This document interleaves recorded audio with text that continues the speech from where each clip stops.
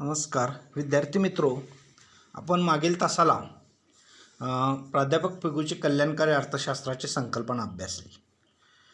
कल्याणकारी अर्थशास्त्राच्या संकल्पनेनंतर आपल्याला सार्वत्रिक समतोल किंवा समूह समतोल संकल्पनेचा विचार करायचा आहे, किंवा यालाच वॉल्राची सार्वजनिक समतोल संकल्पना असं म्हणतात, किंवा वॉल्राची सर्वसाधारण समतोल संकल्पना असे म्हणतात. या ठिकाणी आपल्याला समतोल संकल्पना याचा सविस्तर अभ्यास करावायचा आहे.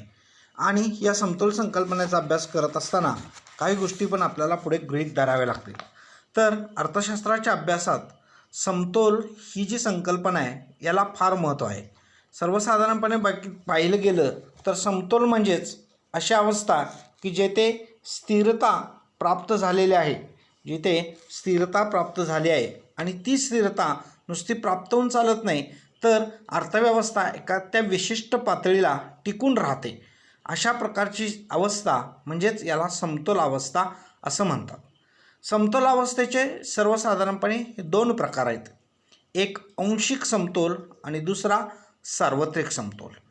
आंशिक समतोल या समतोलाच्या ठिकाणी आपण वस्तूच्या किमती नाहीतर त्या किमतीमधील अंतरसंबंध किंवा परस्परावलंबन विचारात घेतले जात नाही. म्हणजे या ठिकाणी आपण वस्तूच्या किमती किंवा त्याच्यातले अंतरसंबंध यांच्यातले परस्परावलंबन आपण या ठिकाणी विचारात घेत नाही. तर या ठिकाणी आपण वैयक्तिक घटकांचाच अभ्यास केला जातो. आंशिक समतोलामध्ये समग्र नाही तर वैयक्तिक घटकांचाच अभ्यास केला जातो. आणि जेव्हा घटकामधील अंतरसंबंध पाहणे आवश्यक असते, छोट्या छोट्या घटकातले लहान लहान घटकामधील अंतरसंबंध पाहायचे असतील आणि हे अंतरसंबंध पाहायचं असेल त्यावेळेला आंशिक समतोल हा निरुपयोगी ठरतो. तेव्हा सार्वत्रिक समतोलच हा फार महत्त्वाचा असतो. आंशिक समतोल ही एक क्षणिक असते, तात्पुरत्या स्वरूपाचा समतोल असतो आणि हा एक छोट्या छोट्या घटकामध्ये व्यक्त केला जाणारा समतोल आपल्याला पाहायला मिळतं. त्यामुळं सर्वसाधारण अर्थव्यवस्थेचा समग्र पातळीवरती विचार करत असताना, अनेक घटकातील परस्पर संबंधांचा विचार करत असताना आंशिक समतोल आपल्याला उपयोगी नाही, तर आपल्याला सार्वजनिक समतोल किंवा सार्वत्रिक समतोल किंवा सर्वसाधारण समतोल ही संकल्पना फार महत्त्वाची आहे. आता सर्वसाधारण समतोल किंवा सार्वत्रिक समतोल ही संकल्पना लिओन वॉल्रा या अर्थशास्त्राच्या नावाने जास्तीत जास्त करून ओळखली जाते. अनेक अर्थशास्त्रज्ञांचे योगदान, स्टिलबर्ग, प्राध्यापक पिगू, एजवर्थ अशा अनेक अर्थशास्त्रज्ञांनी हे संकल्पनेमध्ये भर घातली. पण खऱ्या अर्थाने या संकल्पनेला जर महत्त्व प्राप्त झालं असेल तर ते प्राध्यापक वॉल्रा यांनी मांडलेली संकल्पना म्हणूनच सर्वसाधारण समतोल संकल्पना ओळखली जाते. सार्वत्रिक समतोलामध्ये वस्तूंच्या किंवा घटकांच्या किमतीतील अंतरसंबंध विचारात घेतले जातात. म्हणजे एकच घटक नाही तर उत्पादनाचे सर्व घटक, एकच वस्तू नाही तर अर्थव्यवस्थेमधल्या सर्वच वस्तू यांच्यामधील अंतरसंबंध विचारात घेतले जातात आणि एका बाजारातील बदलाचा दुसऱ्या बाजारातील संभाव्य बदलाचा अंदाज घेतला जातो. म्हणजेच एखादे उत्पादन करत असताना त्या उत्पादनाच्या पुरवठ्याचा किंवा त्या उत्पादनाचा दुसऱ्या वस्तूच्या मागणीवर काय परिणाम होईल याच्यातला जसा अंतरसंबंध आपण विचारात घेतो, त्याच पद्धतीनं यातील संभाव्य बदल आपण विचारात घेतो आणि या संभाव्य बदलाचा विचार करून आपण निर्णय प्रक्रिया घेतो. म्हणूनच याला सार्वत्रिक समतोल, सर्वसाधारण समतोल असं म्हणतात. प्राध्यापक स्टिलबर्ग या अर्थशास्त्रज्ञाने सांगितले की सार्वत्रिक समतोल सिद्धांत म्हणजेच अर्थव्यवस्थेच्या सर्वच घटकांचा आंतरसंबंध स्पष्ट करणारा सिद्धांत. सगळेच घटक अर्थव्यवस्थेत समग्र पातळीवर जेवढे सगळे घटक आहेत त्या सगळ्या घटकांचा विचार करणं म्हणजेच सार्वत्रिक समतोल. यामध्ये मागणी, पुरवठा, किंमत, बाजार, घटक बाजार, गुंतवणूक अशा अनेक घटकांचा आपल्याला एकत्रितपणे विचार केला जातो. त्यालाच सार्वत्रिक समतोलाची संकल्पना असं म्हणतात. आणि लिओन वॉल्राने ही संकल्पना मांडली. अर्थव्यवस्थेच्या अर्थशास्त्र अभ्यासाच्या सूक्ष्मलक्ष्य आणि समग्रलक्ष्य अर्थशास्त्र या दोन पद्धती आहेत. अभ्यासाच्या या दोन पद्धती आहेत आणि सूक्ष्मलक्ष्य म्हणजेच आंशिक समतोल आणि समग्रलक्ष्य म्हणजे सर्वसाधारण समतोल असे आपण थोडक्यात म्हणू शकतो. तर या सार्वत्रिक समतोल आणि आंशिक समतोलाच्या हे या दोन संकल्पनांचा विचार केल्यानंतर आपल्याला त्याची काही गृहीतकं, सार्वत्रिक समतोल संकल्पना ज्या गृहीतावर आधारित आहे त्या गृहीतांचा आपण या ठिकाणी विचार करणार आहोत. पहिला गृहीत आहे की मागणी निश्चित करणारे घटक स्थिर असतात. म्हणजेच मागणी या घटकावरती अनेक घटकांचा प्रभाव पडत असतो. मागणी निश्चित करण्यास अनेक घटक जबाबदार असतात. वस्तूंच्या आवडी निवडी, पर्याय वस्तूंच्या किमती, ग्राहकाचं उत्पन्न, उपभोक्त्याच्या आवडी निवडी, पसंती, अशा अनेक गोष्टी आहेत. आणि ह्या अनेक गोष्टी वस्तूची मागणी निश्चित करत असतात किंवा त्याच्यावर परिणाम करत असतात. असे जे सगळे घटक आहेत ते स्थिर आहेत आणि ते स्थिर असतील तरच खऱ्या अर्थाने ही सार्वत्रिक समतोल संकल्पना आपल्याला स्पष्ट करता येईल. दुसरं आहे, उत्पादनाचे घटक एकजिनसी असतात. म्हणजेच अनेक वस्तू आणि सेवांचं आपल्याला उत्पादन करावायचं आहे आणि हे सगळंच घटक एकजिनसी आपल्याला पाहायला मिळतात आणि त्यांच्यामध्ये एकसारखीच कार्यक्षमता असेल, ते एकजिनसी एकसारख्याच कामाचे किंवा एकाच किमतीचे असू शकतील, अशा पद्धतीने ते एकजिनसी आपल्याला पाहायला मिळतात. हे दुसरे गृहीतक. तिसरं, उत्पादनाचे घटक पूर्ण गतिशील.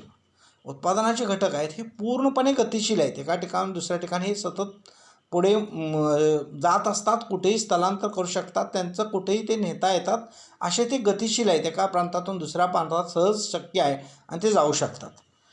चौथं गृहीतक आहे, वस्तू बाजारात आणि घटक बाजारात पूर्ण स्पर्धा.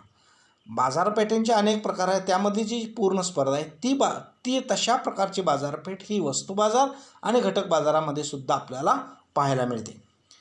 पाचवं आहे, उत्पादन फलन. या ठिकाणी स्थिर उत्पादन फल अस्तित्वात आहे. म्हणजे ज्या निश्चित केलेल्या उत्पादन घटकांच्या माध्यमातून आपण जे उत्पादनाचं टार्गेट ठरवलेलं आहे ते उत्पादन फल कायमस्वरूपी स्थिर आहे. त्याच्यामध्ये घट येत नाही किंवा वाढ होत नाही. कायमस्वरूपी ठरवलेलंच आपण उत्पादन घेत राहतो. पूर्ण रोजगार अवस्था म्हणजे ज्याची शारीरिक, बौद्धिक, शैक्षणिक पात्रता आहे आणि जो काम मागतो अशा सगळ्यांना काम दिलं जातं आणि कुणीही बेकार राहत नाही, अशा प्रकारची स्थिती म्हणजेच पूर्ण रोजगाराची अवस्था. आणि पूर्ण रोजगाराची अवस्था हे गृहीतक या ठिकाणी गृहीत धरलेलं आहे. पुढे उत्पादन तंत्रात बदल होत नाही. उत्पादनाचे जे तंत्र आहे त्या तंत्रात फारसा काहीही बदल होत नाही. ज्या सुरुवातीपासून जे तंत्र, जी टेक्नॉलॉजी वापरलेली आहे त्याच टेक्नॉलॉजीच्या माध्यमातून उत्पादन घेतलं जातं. अशा पद्धती या 7 गृहीतावरती सार्वत्रिक समतोल संकल्पना आधारलेल्या आहेत. पहिलं गृहीतक, मागणी निश्चित करणारे घटक स्थिर. दुसरं, उत्पादनाचे घटक गतिशील. तिसरं, उत्पादनाचे घटक एकजिनसी. चौथं, वस्तू बाजार आणि घटक बाजारात पूर्ण स्पर्धा. पाचवं, स्थिर उत्पादन फल. 6वं, पूर्ण रोजगार अवस्था. आणि 7, उत्पादन तंत्रात बदल होत नाही. उत्पादन तंत्रात बदल होत नाही. आता सार्वत्रिक समतोलावस्थेत जी आहे ती सार्वत्रिक समतोलावस्थेच्या बाजारामध्ये पुढील प्रकारचे संबंध आपल्याला स्पष्ट करता येतील. अनेक घटकांचे किंवा अनेक गोष्टींमधले जे काही समतोल संबंध आहेत त्या समतोल संबंध आपल्याला या ठिकाणी स्पष्ट करता येतील. त्यातला पहिला आहे, विनिमयातील कंसात उपभोगातील सार्वत्रिक समतोल किंवा वस्तू बाजारातील सार्वत्रिक समतोल. विनिमय म्हणजे देवघेव, उपभोग किंवा वस्तू बाजार यातला सार्वत्रिक समतोलाची आपल्याला या ठिकाणी चर्चा करावयाची आहे. ही चर्चा करत असताना आपल्याला या घटकांचा या ठिकाणी विचार करणं आवश्यक आहे की विनिमयामध्ये समजा बाजारात एक्स आणि वाय ह्या 2 वस्तू आहेत, ए आणि बी हे 2 घटक आहेत आणि एक्स आणि वाय या 2 वस्तू, ए आणि बी हे 2 व्यक्ती उपभोग घेत असतात.